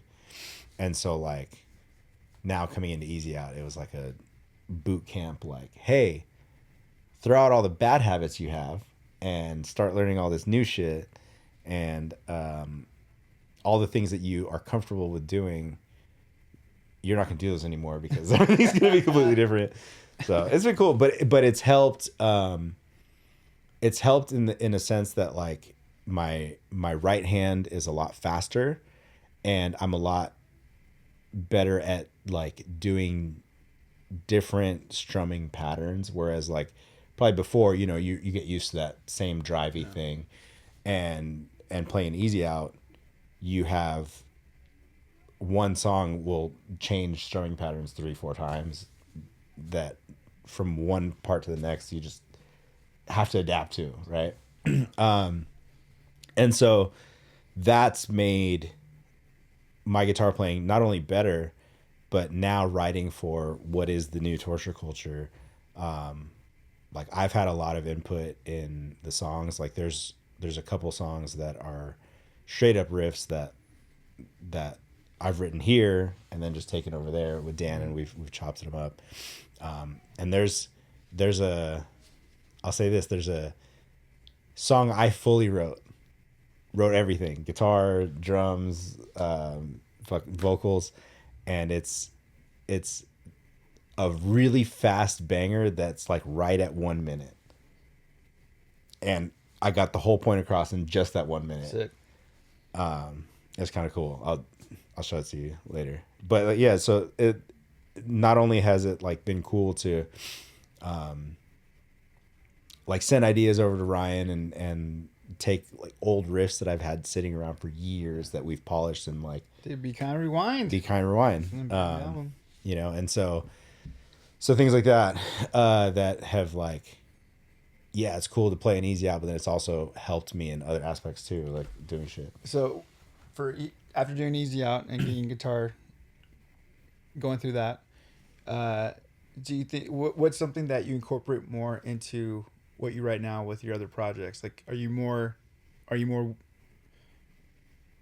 don't know if you wrote this before, are you more like a palm muter now, or are you more aware of like, oh, that sucks, like having to keep palm muting, or are you more into so the thing for me was like, I remember when I played guitar for NBR, like palm muting sucked. I hated it. Yeah. So I would try not to write with palm muting, even though Ryan Sears would be like, we need to break up the verses. Yeah. I was like, fuck. Actually, what's funny is there are some aspects of easy out that I apply, but it's just made me stronger with my picking hand as far as getting riffier. Okay. So like being able to like cleanly and consistently, you know, like hit those notes, and it's helped a lot. The speed on my right hand has come so far. You know, I was fast before, but now lightning fast. Now I can ka-chow. You know what I mean? But just being able to do like cool riffy parts that have like a lot more of the drivey, like you know, right hand shit that I probably wouldn't have done before, and incorporating that into more of like a metalcore thing. It's interesting, but then a lot of the easy out parts are like 80s shreddy, even though yes, it's like skate punk and it's like very 90s. It's also, there's like a lot of hair metal aspects to it too. So we're doing like fucking taps and slides all over the place and shit, like things I would have been like, fuck that, I'm not gonna do that. I'm like, well, you have to. So I'm not gonna lie. Every now and then it's usually acoustic guitar, but like I'll get an acoustic guitar and I'll be like, what was that? And I'll like try to riff or like figure out like what the idea is for like an easy out song. I'm like, fuck, dude. I couldn't. Oh, I think it was the one you guys released on Valentine's Day. Humble That's Binge. my favorite riff. Humble Binge. Yeah. Yeah. When you did it on acoustic, that was sick. It sounds cool on acoustic. Yeah. So when Rick was in Easy Out, we had this idea to do a country version of Somewhere in Between, which didn't happen. But I feel like we still should, just to piss off Ryan. I feel like we should. Because Ryan doesn't want to do anything acoustic. Did he show you the Humble Binge acoustic idea? No. Let's do it. Yeah, I think there's at least 4 songs Yeah. that would I think are Humble good. Bench would be cool acoustic. Somewhere in between would be cool acoustic. You got a sick acoustic too that you can use. Jesse got this acoustic guitar and he brought it over here and he's like, I'm gonna let you borrow it. And I was like, you're not gonna play this thing, so you're just gonna leave it here, huh? He's like, yeah. It's like, all right. Dude, I have an American Eagle on my guitar, my acoustic guitar. Don't you have the Takamine? It's just a pretty little guitar. I might have to bring it, or you, Jesse, have you look at it. Yeah, working on it. Jesse set up mine, my Alvarez. It's nice. It's Never play it. It was like in a way, it was kind of like a retirement gift for my dad. My dad was like looking at guitars, like, dude, just play this one. I'm not gonna play it. I don't. Yeah. So he jams on it. I think he broke my little was it Black Star? Dude, the half stack, man. The Black Star combo. Fucking, I love it, dude. The 50. I love that little thing. That was such a. I felt like it was such a find during the pandemic. I was like, whoa. I was like, dude, this is. Am I hearing this right? It sounds good, right? I'm not crazy. Those little things are cool. A little crunch. Yeah. Dude, sorry, when you're talking about like writing stuff, so giving up guitar in NBR wasn't like that. It wasn't like that hard for me as far as like performing. Mm-hmm. I remember I was like, this is gonna be so awkward now. I have to like move in front of people. But when I was like giving up the reins completely for like writing, that was like a little hard for me. And when I started to step away from it, I remember like I would still want to like at least know what the chorus was so that I could like write. Yeah. So at least I knew what I was doing. And then after Consequence, for me that was just like, okay, I don't need to. Yeah. I'm good. Like, oh, I can't do this. I don't know anymore. what you're doing. I don't even know what you're doing. I'm gonna just. Yeah, I don't know what that is. Yeah. What is that chord that's like fucking throwing up shaka and hitting? Like, I don't know. Apparently, there's an NBR chord that Tron and then yeah, I know it. Yeah, yeah, yeah. and Josh were like, "Yeah, we can throw like the NBR chord there." I was like, Even Daniel just posted he was playing some riffs for his new country project or whatever, and he's like, I threw the NBR chord in there, and I'm like, there it is. Yeah. That's the NBR chord. Obviously, I don't know things about music. Why should I? In a band. And then Daniel, I forgot what the question it was, but Daniel's like, well, you sing, we play in this position because this is where your voice sits. Yeah. And I was like, what is that? He was like he explained it to me, and I think halfway through it, we both realized this is pointless because what are you gonna do with this information? Yeah. Well, it just boils down to like they started writing in the key that you're strongest in. Yeah. And same. So for like, what was it? Was it the other side that we're rewriting in D instead of E? Like it's just a key change. So your voice naturally sits stronger in one place, and then from that one place you have better range versus being up here, then you have a little less range because you're already at the top of some of your stuff, right? Yeah. So NBR found that sweet spot for you where everything's written, which is rad because the songs all sound fucking cool as shit, and they have those cool ass dissonant chords, and Which I'm curious for these new NBR songs because I feel like it's in. I don't know if it's because of how Tron, like our demos are fucking nuts.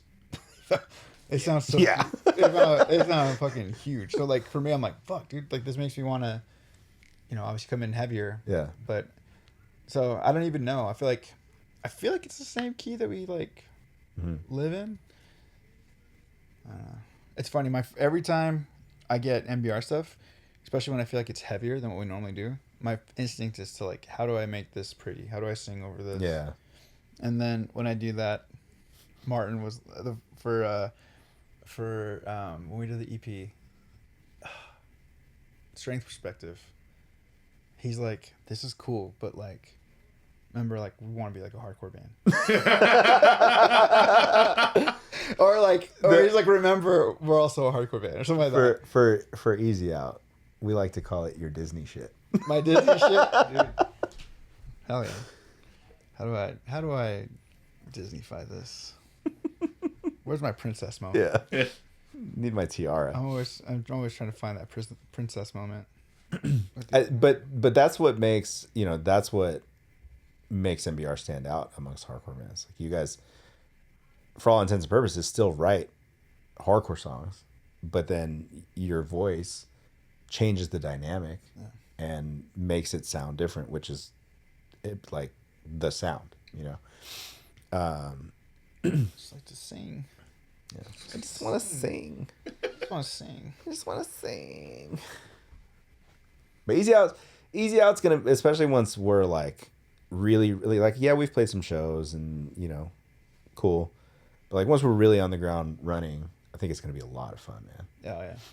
And me switching to Evertune because I'm a sloppy guitar player and lazy is a game changer too. Because I can move around, do whatever I want. I can fucking bend the fuck out of my strings. It doesn't go out too. We can edit this out. But Ryan was like stoked. I know. No, we don't have to edit it out. That's common. Dude, the first time I bought my first Evertune guitar. Like, it has like a crack in the neck, and it's like I got it for such a cheap price, but I just wanted to try the Evertune to see if I liked it. Mm-hmm. I like the guitar, but it's not. I don't think that I would regularly play that, right? Which also, I heard you got a new guitar. I did. Yeah. Is it Evertune? Yeah. Nice. And this one is like, remember I was playing the gray Kiesel, like Ryan's gray Kiesel. I love that guitar, but like I wanted to switch to Evertune, and when I got the LTD. And I played it, I was like, yeah, this is it. Like, this is going to help. And so I started jamming on it. Like, I taught myself, like, picked a bunch of people's brains, like, was watching a ton of videos just to learn how it works, how to set it up properly, how to work on it, things like that. And then I started playing it. And then finally, after I jammed it for a while, I went to Ryan's house and jammed with him. And he's like, dude, it's fucking blowing my mind. Like, the octaves are like perfect, like no matter, like even like the fat, like on Buried, like that really fast slidey part, like you would always hear me bend a little bit because I'm like playing really fast, no bends, no nothing. And he's like, dude, this is fucking insane. He's like, now that you have the Evertune, like I feel even more confident. And I'm like, good, shut the fuck up. Let's fucking play shows.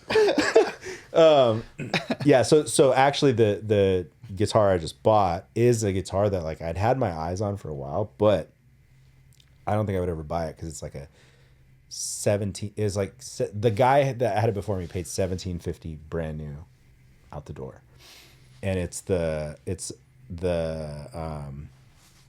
SN 1000 with the Evertune, but it's like the natural Koa wood.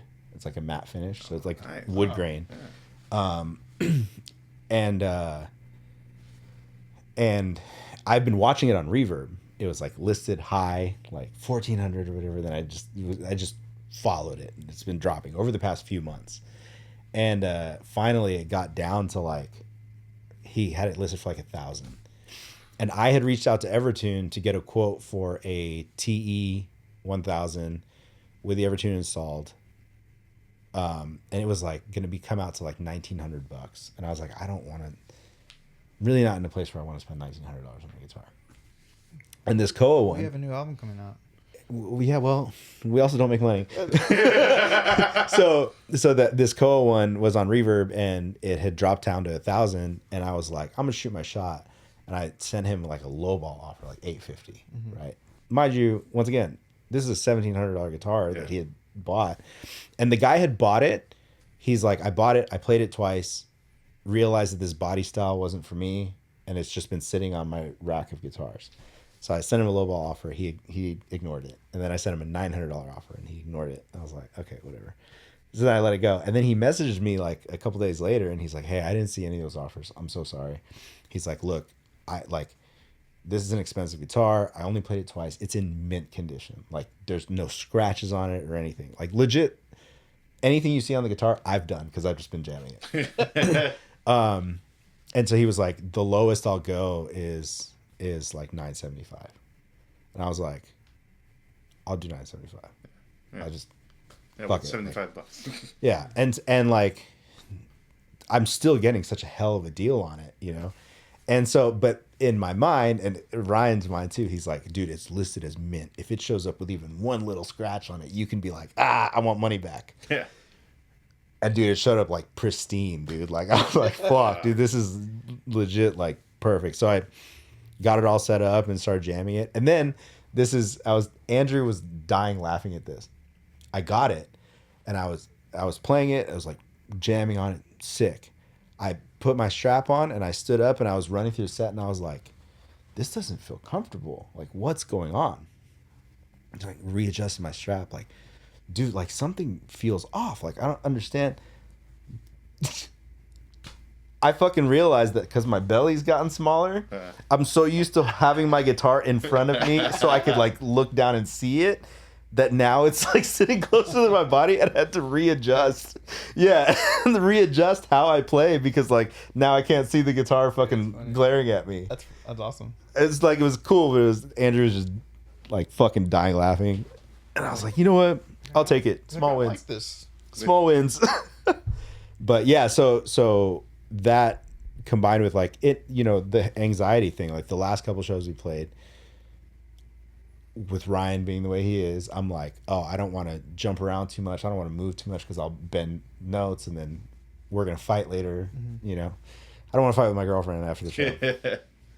And so now with the Evertune, it's like opened up a whole new world of possibilities because it's like, all right, sick. And I don't have to worry about like tuning in between songs. Like, we're good. So, dude, sick. Yeah, I'm excited. It's going to be rad. It's going to be rad. Yeah, Ryan was stoked on it, so. Yeah, that was a conversation we had. We can publicly talk about it. I was like, I did this for you. So. Can you, actually, never mind. I was going to say, can you tune it in a way that you can get bends out of it, but the whole point is yes. not. Yeah. Oh, you can? Yeah.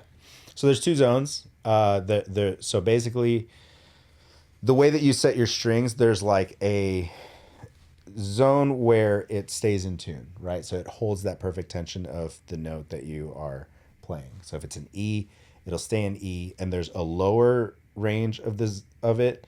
It's all called zone 2.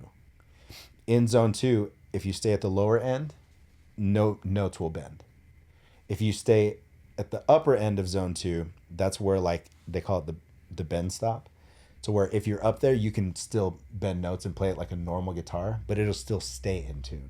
Oh, cool. Yeah. So like you can do all your pinch harmonics or whatever, and like it'll still keep that note no matter what you do, but you can still bend and do all that stuff. And then once you pass that bend stop, then you start to hear it go up in pitch. Okay. But there's a zone where it just keeps constant tension, and it's cool. Like if you watch the saddles, like if you're playing a note and you bend it, you'll see the saddles move because they're just staying in a position where it keeps that note at constant tension so it doesn't change your note. It's wild. Technology is crazy. Technology. But hey, man, if it means that I can be sloppy all I want, I can do it. Dude, and then we'll have backing tracks. We're gonna be sick, dude. I'm wearing my wireless mic. Dude, we're gonna be so sick. We're gonna be tight. We're gonna be so sick. Oh man. Get all the punks that hate us right away. That way we win them over as Yeah. opposed to them thinking we're cool. Yeah. I doubt they're gonna think we're cool. If only the songs were easier to play so I could also do all the harmonies, but you know, small wins. So I was talking to Ryan about this seriously. We can also talk about this too. I feel like we could squeeze shit out of Ty. I think we can too. Right? I think we can too. Right, Ty? Dude, I will. Yeah. I don't know much, but I will teach you everything I know. Just enough to hit those harmonies. I think even if they're lower. Yeah, dude. Yeah. We'll discuss it. Yeah. Let's add a jam and let's get some tacos. Mike, you better start first. Mine is the Joe Hendry theme. Yeah. Because you say his name. I believe in Joe Hendry. Oof. What about you, Jesse? All right, actually, go ahead, Jesse. Fall Out Boy. It's I slept with someone from Fall Out Boy, and all I got was this shitty song written about me.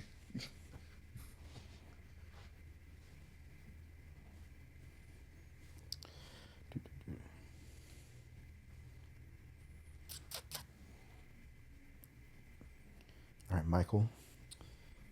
I feel like we already added it. Do we have Steven Seagal. Strut. Yes, we do. energy on the playlist already? What?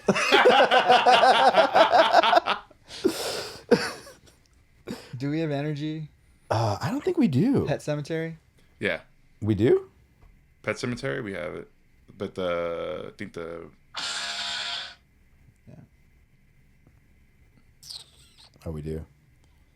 Which reminds me, I'm gonna message their singer Tank and be like, "Hey, we're covering Pet Cemetery, and I'm totally gonna sing it like you." But not like him, 'cause he's got a freaking crazy cool voice. Also, dude, we do a podcast. Maybe come fuck, jump on the dude. show. Yeah, actually, and he's pretty sure he's like savvy enough to like he'd have a good sound setup and stuff. Yeah. Actually, yeah, dude. For Halloween or just in this. That'd be sick. That'd be sick for Halloween.